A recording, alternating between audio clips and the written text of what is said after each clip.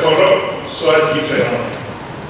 Dans ce sens que vous et nous allons mettre ensemble pour passer à l'action immédiatement après ce forum. C'est dont le Premier ministre vient de parler.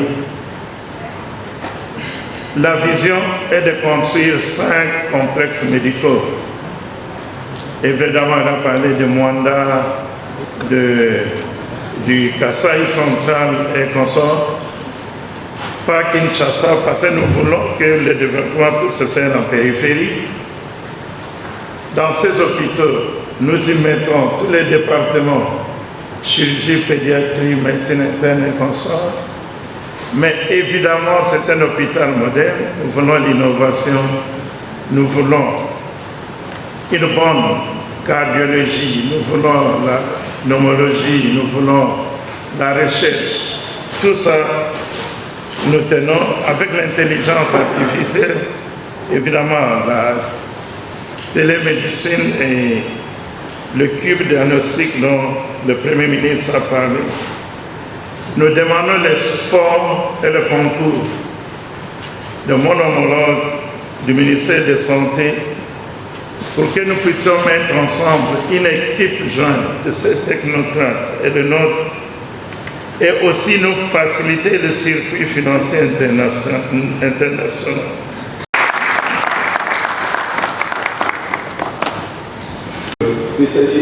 C'est pas très difficile, je suis désolé, mais c'est pas grave pour ce qui me concerne.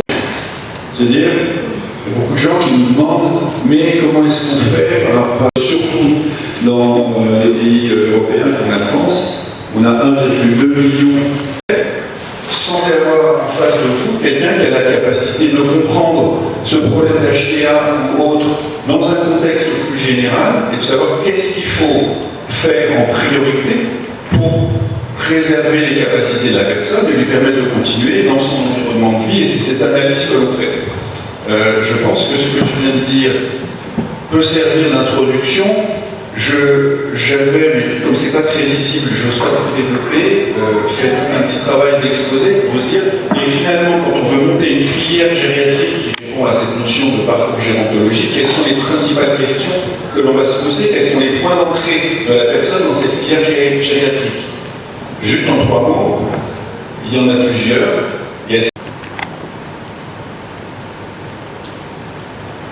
La science, l'engagement, l'empathie de la francophonie à travers les acteurs de l'université de Sorbonne, à travers GNU, à travers les afro-descendants, Excellence qui parle de Haïti. Donc, ça va vous rappeler que le premier président de Haïti était mon ancêtre, Mapol. Brésil, c'est la même chose. Alors, cette intervention devient un paradigme nouveau, paradigme shift. Cette intervention va penser autrement comment penser, réfléchir, agir et prévenir sur les pathologies de l'avancement en âge. Ceci dit,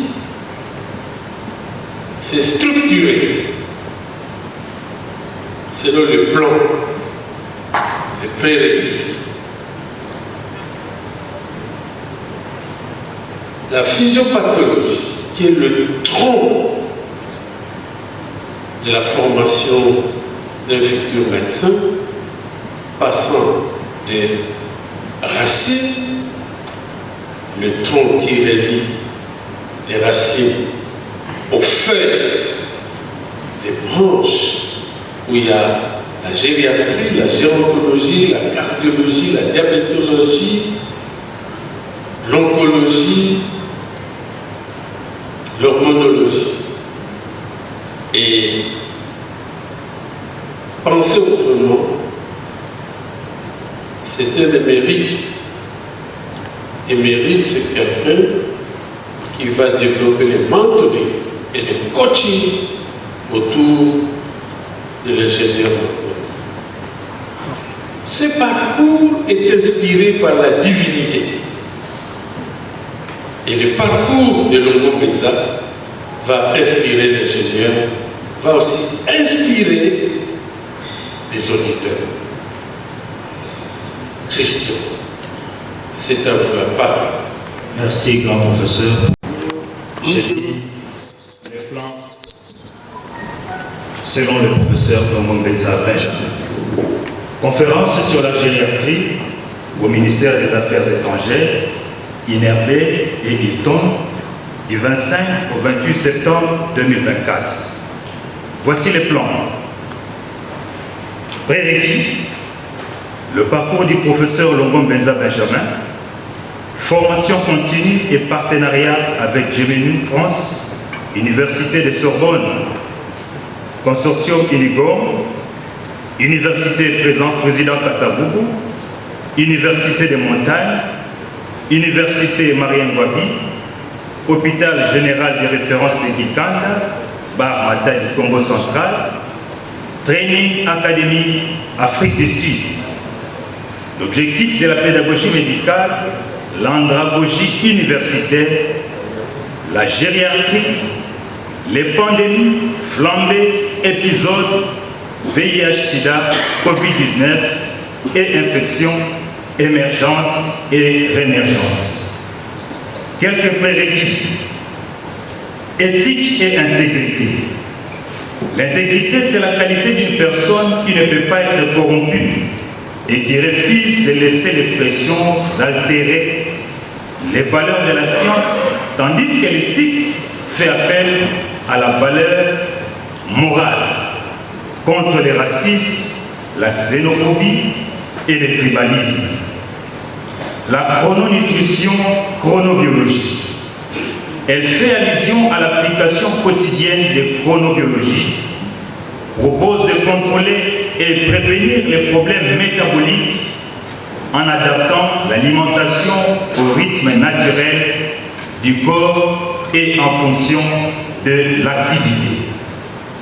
Le triple fardeau de la malnutrition est défini comme étant la dénutrition, retard de croissement et émanciation cachexie, la carence en micronutriments et le surpoids. Autophagie, c'est le mécanisme physiologique de destruction de la cellule par ses propres lysosomes. Notez bien, on parle plus du vieillissement, mais d'immunosénescence. En termes de personnes âgées, on parle des aînés, des seniors. On parle plus de malades, mais des patients ou clients. La médecine des 28 P, personnalisée, préventive, prédictive, participative, des preuves de parcours pluriprofessionnels, pluridisciplinaires, des phénomènes précoces, plaidoyer, pertinence, perversion, presse, primatologie, phare, paradigme, planétaire, pilier, précarité, plastique, pollution, paradoxe, processus, primordial, politique, polypharmacie et enfin plantes. L'arbre de la formation pour assurer l'oxygène contre les réchauffements planétaires, changement climatique, variabilité climatique, El Nino, la Nino extrême, météorologie, bioclimatologie, réussite du master gériatrie et gérontologie. La formation en master pour module et curriculum. Les enseignements du master en gériatrie et gérontologie est une proposition de formation pour les étudiants apprenants intéressés à une carrière professionnelle dans les domaines de gériatrie par le biais des cours universitaires de haut niveau. Il devrait permettre aux étudiants de développer une pensée réfléchie, critique et humaniste axée sur les aspects cliniques et fondamentaux de la gériatrie, ainsi que sur la connaissance des compétences nécessaires à la maîtrise en gériatrie et gérontologie. Fort de ces aspects, un management, gestion scientifique intégrée, santé universelle, One Health, s'impose dans un centre de prise en charge dans les domaines de gériatrie et nécessaire dans les structures en RD Congo. Ainsi, le master de gériatrie se présente avec un programme de référence académique adapté au contexte de la RDC, avec une articulation novatrice axée sur le développement de la connaissance et de la recherche générant ainsi des compétences et des solutions durables, développement durable. Ce qui pourrait répondre aux besoins liés à l'exercice de la spécialité relative à la médecine humaine, la médecine physique, la psychologie et la sociologie, neurosciences, la médecine des familles, soins palliatifs, impliqués dans la prise en charge des personnes âgées, d'une part, et à l'exercice performant dans les domaines de gériatrie, gérontologie, d'autre part. Les programmes académiques du master en gériatrie, gérontologie, canalisent toutes les expériences phénoménologiques des apprenants soutenus avec l'information universitaire et professionnelle la plus actualisée. Ce qui prend en compte d'autres réalités dans un contexte propre en RDC et qui s'applique aux situations particulières des expériences de chaque étudiant. En outre, le programme souligne un fort accent sur les techniques de la maîtrise dans les notions de la gériatrie, gérontologie, sur 4 concepts centraux essentiels. Immunosénescence, gouvernance clinique, un ensemble des moyens par lesquels les organisations et les professionnels assurent la qualité et la sécurité des soins, la réhabilitation inflammasome, une plateforme multiprotéique formée suite à la détection des motifs microbiens ou des signaux de danger par ces récepteurs et dans laquelle est activée une caspase inflammatoire. Exposome. L'exposome peut être défini comme la mesure de toutes les expositions d'un individu au cours de sa vie et de la manière dont ces expositions liées à la santé. L'objectif de la pédagogie médicale, andragogie universitaire. L'andragogie comme étant la science de l'éducation et de la formation des adultes, ici il n'est pas question d'enseigner, mais de former l'adulte dans les domaines de gériatrie et gérontologie, science médicale qui s'occupe de personnes âgées. Ayant comme objectif acquérir ou développer de nouvelles compétences pratiques, se former à de nouveaux outils médecine translationnelle, vivre une formation qui satisfait ses désirs personnels et professionnels, se perfectionner, se former à une compétence ou une pratique professionnelle déjà acquise mais en évolution constante. La gériatrie. La gériatrie est la branche de la médecine portant sur la prévention, le diagnostic, les traitements et les aspects sociaux de la maladie chez les personnes âgées. De ce fait, la gériatrie est un secteur de la santé en pleine croissance, mais comme dans d'autres domaines de la santé, il a besoin de professionnels hautement qualifiés.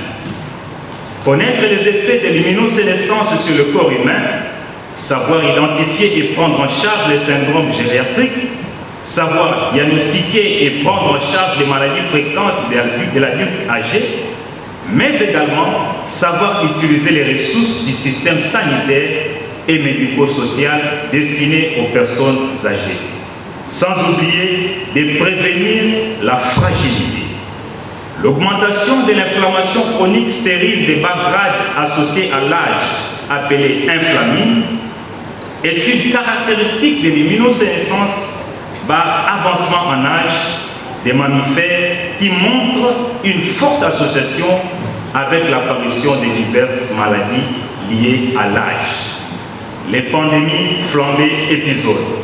Ces pathologies chroniques sont principalement les maladies métaboliques, les maladies neuropsychiatriques, les maladies cardiovasculaires, les cancers, l'anxiété, la grippe, la fièvre hémorragique, les virus à Zika, monkeypox, la dengue chikungunya, la dépression, l'angoisse et l'Alzheimer, les pathologies neurodégénératives et de la mémoire, les maladies ostéo-articulaires, la maladie de la prostate et les troubles psychiques. Toutes ces pathologies ont un retentissement sur la santé fonctionnelle, nutritionnelle, psychique et sur la qualité de vie des aînés. L'immunosénescence par stress oxydatif généralisé des populations est un phénomène croissant dans le monde. Des populations entières développent le syndrome d'immunosénescence, tandis que la fertilité est à la baisse et que l'espérance de vie est à la hausse.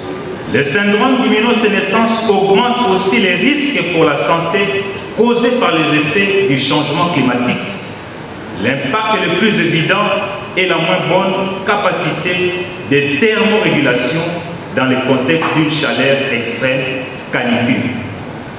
Le syndrome d'immunosénescence est un processus physiologique normal. De nombreux changements se produisent à mesure que les personnes prennent de l'âge, notamment des modifications à la répartition du gras corporel et au mécanisme de thermorégulation, de même qu'un ralentissement général du métabolisme. La nutrition est l'un des facteurs importants qui influencent les processus individuels du syndrome d'immunosénescence. La gérontologie étudie les phénomènes d'immunosénescence. Elle analyse les problèmes de santé des personnes âgées pour leur offrir des soins personnalisés, physiques et psychologiques, des soins palliatifs.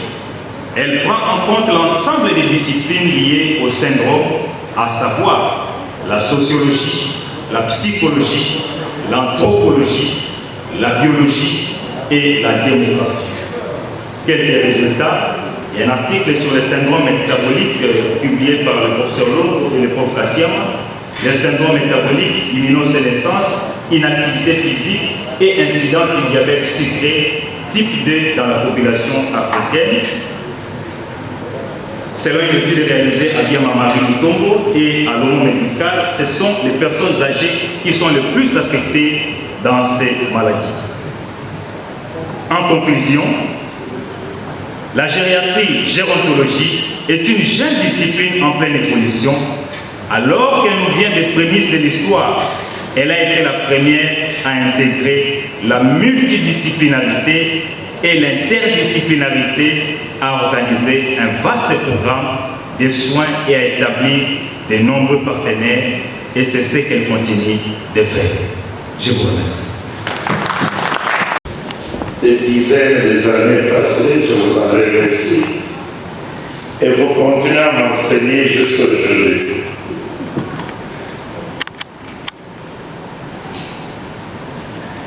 En ma qualité de ministre de l'État de la diaspora africaine, je disais tout à l'heure que nous tendons la main à Gemini pour être un partenaire financier. Nous apprécions ce que vous faites déjà, envoyer des étudiants,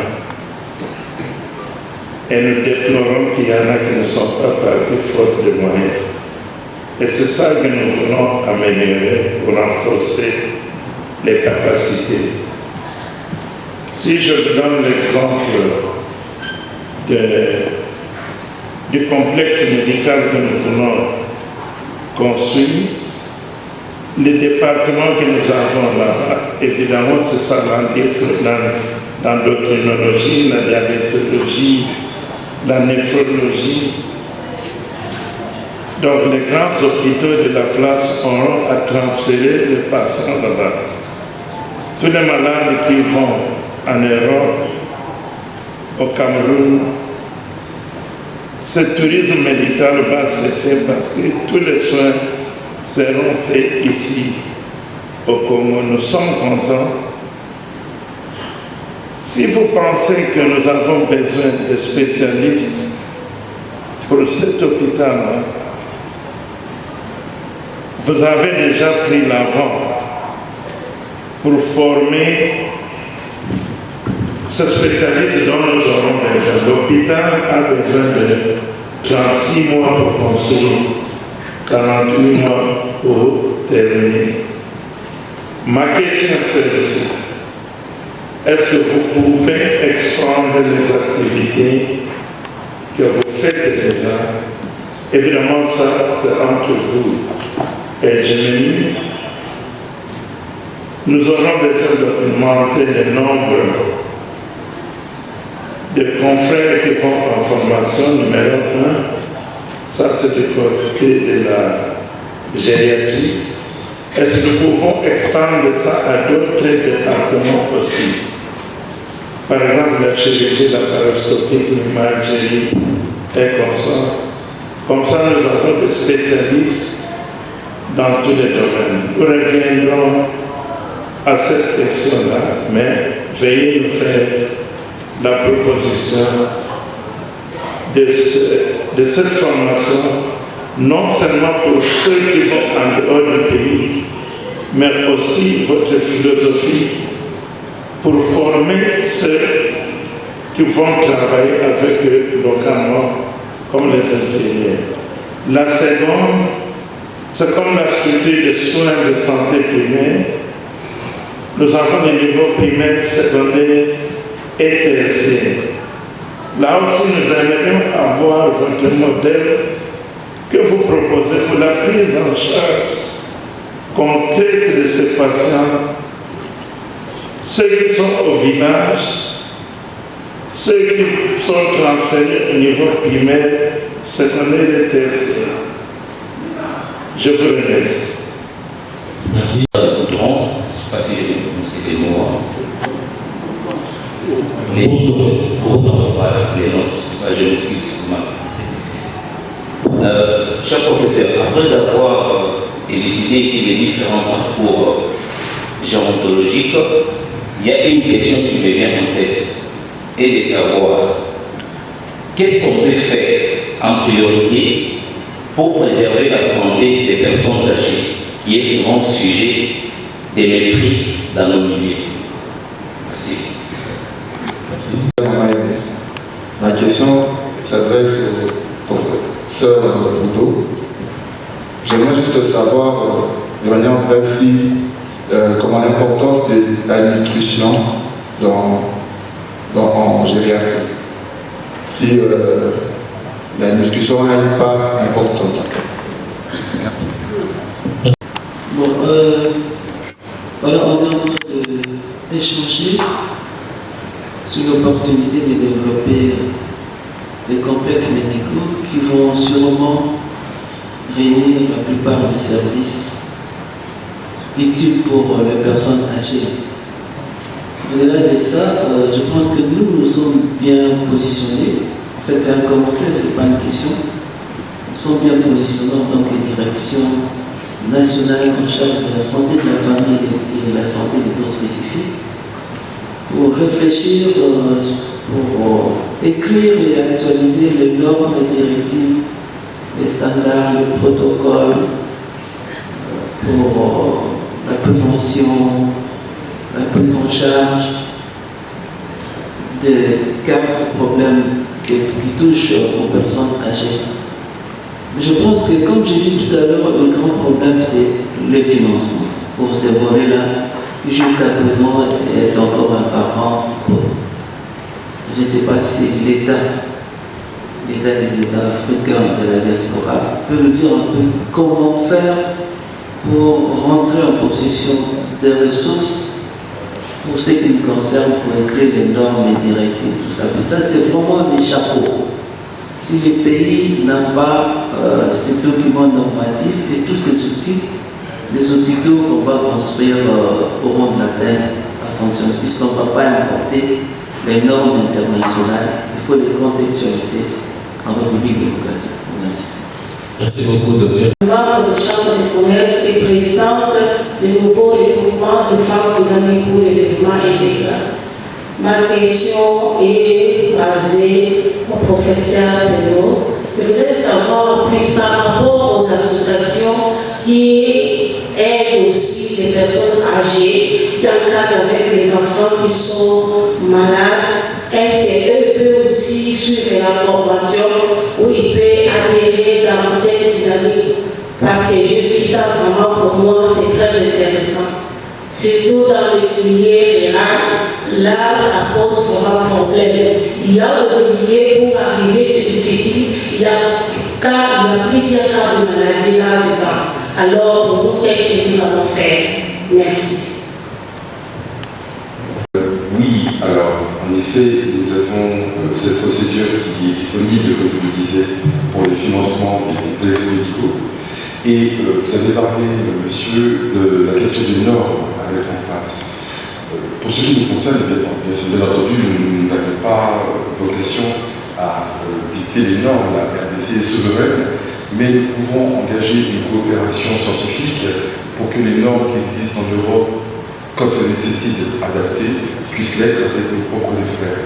Donc ça, c'est quelque chose que nous tenons à votre disposition, parce qu'on ne voudrait pas que les complexes médicaux soient mis en place et qu'après, on ne sache pas très bien comment les faire fonctionner, comment les mettre en place avec des gens compétents. Donc tout cela peut faire l'objet d'une coopération scientifique, si vous le demandez, et d'un financement également. Donc on peut se parler d'ailleurs après, j'ai la carte de visite, mais en tout cas tout cela peut être fait aussi nécessaire. Je vous remercie. Merci. Notre confrère qui est intervenu et qui est arrivé à poser des questions. Derrière une question rogatoire, mais il y avait aussi un questionnement philosophique, scientifique. Chers confrères, nous allons vous féliciter et nous allons vous donner encore un deuxième diplôme. Puis être disciple s'il dépasse le maître. Comment voulez-vous, Longo Beta est resté ici, mais vous, dans la diaspora, vous êtes devenu ministre, excellence, ambassadeur. Moi, je suis resté toujours ici, toujours dans cette platitude. Votre salaire, c'est d'avoir reconnu nos compétences. Vous savez, c'est difficile d'avoir un salaire continu. Qu'est-ce que je peux vous dire? Je vais utiliser une science qu'on appelle la doxologie. C'est ce qui veut dire la science de dire merci. C'est la science des louanges. Et je vais utiliser 5 lettres de la francophonie, de la francité. Merci. M-E-R-C-I-5. Maintenant, si je vous dis ma tôle, alors il y a un peu plus, mais gardons 5. La deuxième question rogatoire, quelle est l'implication de Longo Beta dans ces partenariats? Ça veut dire, c'est un appel. C'est l'appel de l'humanisme français. la France, cette France que nous connaissons pendant que nous étions enfants, mais c'est la France qui a pu libérer le premier président, Joseph Kasavubu, et il fallait un avocat français. J'étais enfant, je le voyais, je l'admirais, c'est Maître Coquez. Nous connaissons le cœur de la France, des universités francophones. Nous les connaissons, toutes les universités. Nous étions déjà enfants, nous avons été à côté de notre maître les nègres, nous avons été avec des collègues, la bonite, le stress. Ici, nous allons dire, tenez un peu ce micro, où est-ce qu'il est? Tenez, si vous pouvez regarder mes mains, nous invitons les Français à mettre la main de la RD Congo à gauche, la main à droite, la RDC, pointée vers l'avenir. Il n'y aura pas une main en dessous une autre. Ça veut dire que nous sommes sûrs que nous allons prédire, que nous allons réussir. Nous allons réussir. Seulement, nous avons été en Afrique du Sud, dans plusieurs pays. Le dégagement des fonds directement parfois au gouvernement, c'est là que nous avons souvent échoué. Il faut repenser comment aider directement. Vous le faites déjà dans les bourses.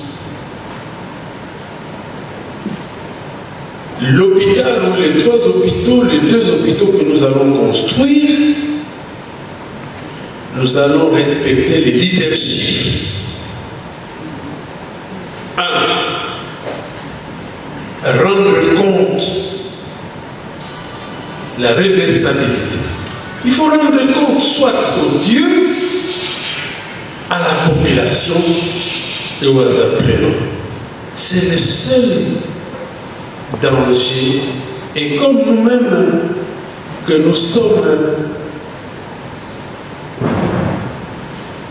les délits d'initiés, nous ne savons pas dire à notre gouvernement, mais que ce gouvernement nous écoute. Nous sommes les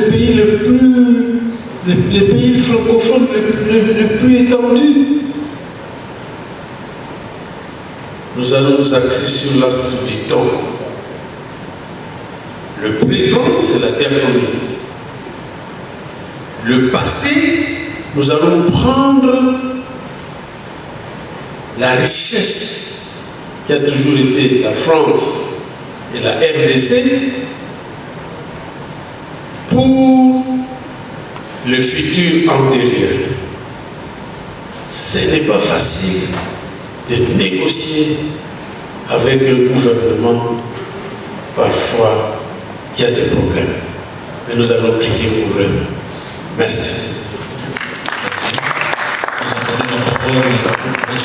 Normalement, nous avons le professeur Bellemin, qui est membre de l'Académie de médecine et qui avait un peu de temps assez dense, mais qui se libère spécialement pour être avec nous pendant peut-être au moins une demi-heure prochainement.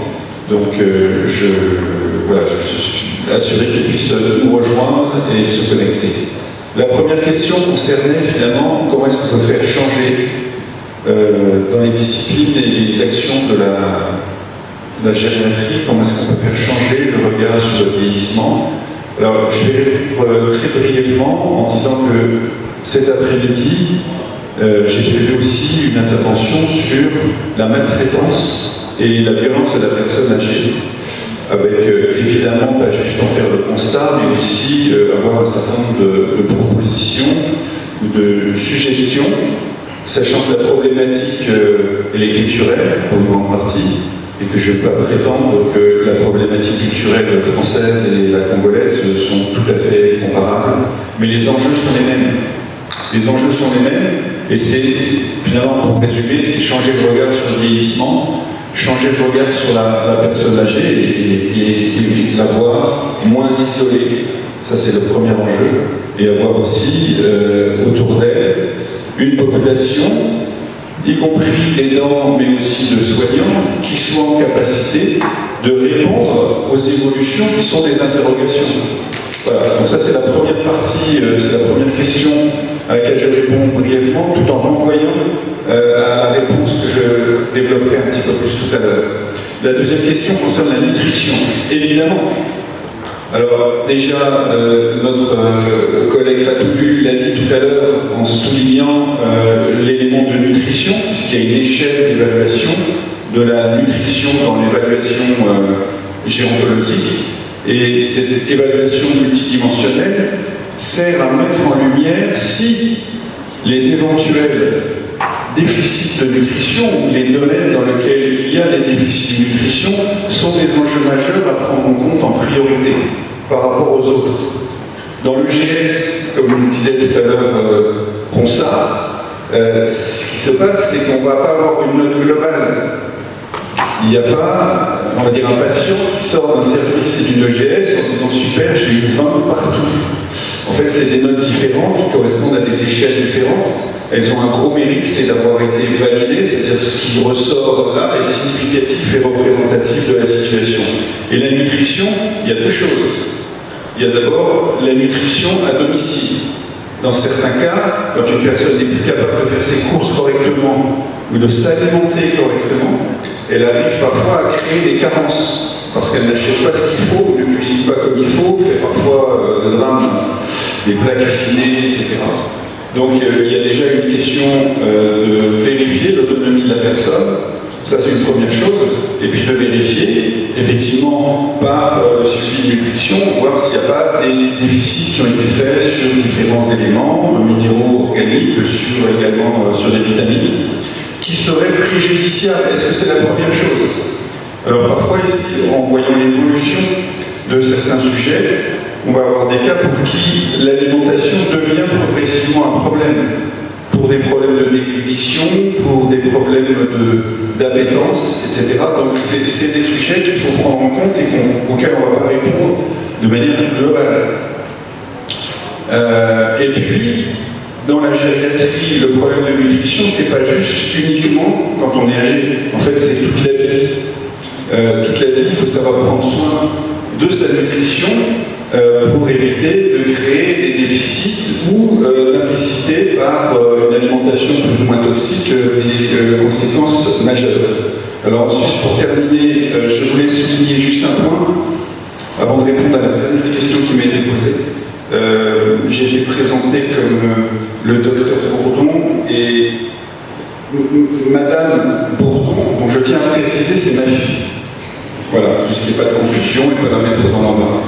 Enfin, pour terminer, je reviens. La dernière question qui était posée, du coup, en ayant fait cette parenthèse, je l'ai oubliée. C'était relativement